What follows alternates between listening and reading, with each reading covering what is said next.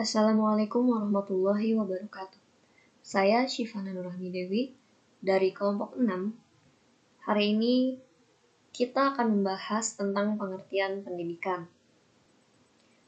Pendidikan adalah sesuatu yang sangat dekat dengan kehidupan kita. Sejak lahir sampai dewasa, kita selalu berada dalam proses pendidikan. Pendidikan bukan hanya di sekolah, tapi juga di rumah dan masyarakat.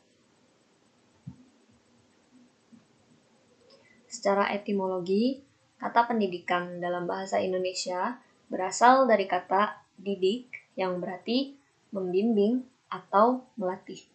Dalam bahasa Inggris disebut education, dari bahasa Latin educare, artinya membimbing keluar potensi dari dalam diri manusia.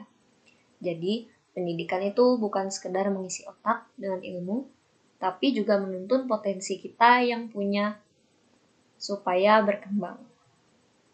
Kalau menurut para tokoh, pendidikan punya makna yang beragam. Ki Hajar Dewantara menjelaskan, pendidikan sebagai upaya memajukan budi pekerti, pikiran, dan tubuh anak agar mencapai kesempurnaan hidup. John Dewey bilang, pendidikan adalah proses pembentukan kemampuan secara intelektual dan emosional. Sedangkan, menurut Undang-Undang Nomor 20 Tahun 2003 tentang Sistem Pendidikan Nasional, pendidikan adalah usaha sadar dan terencana supaya peserta didik bisa mengembangkan kekuatan spiritual, kecerdasan, kepribadian, akhlak mulia, dan keterampilan. Selain itu, ada beberapa unsur penting dalam pendidikan, yaitu peserta didik, pendidik, tujuan pendidikan, isi atau materi, metode pembelajaran, dan lingkungan pendidikan. Semua unsur ini saling berkaitan supaya proses pendidikan berjalan dengan baik. Saya, Widya Sefa Zahara, akan melanjutkan penjelasan mengenai perspektif landasan pendidikan dari sisi filsafat, sosiologi, psikologi, dan sejarah. Kalau kita lihat dari sudut pandang landasan pendidikan, pengertiannya jadi lebih luas.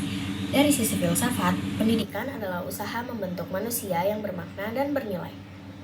Dari sisi sosiologi, pendidikan berfungsi untuk mewariskan budaya, norma, dan nilai kepada generasi berikutnya. Dari sisi psikologi, pendidikan membantu perkembangan kepribadian sesuai tahap tumbuh kembang. Dan dari sisi sejarah, pendidikan selalu berubah mengikuti kebutuhan zaman. Jadi, kesimpulannya, pendidikan adalah proses sadar dan terencana untuk mengembangkan semua potensi manusia, baik aspek pengetahuan, sikap, maupun keterampilan. Pendidikan bukan hanya ada di sekolah, tetapi juga ada di rumah dan di masyarakat. Sekian presentasi dari kami, semoga bermanfaat. Terima kasih.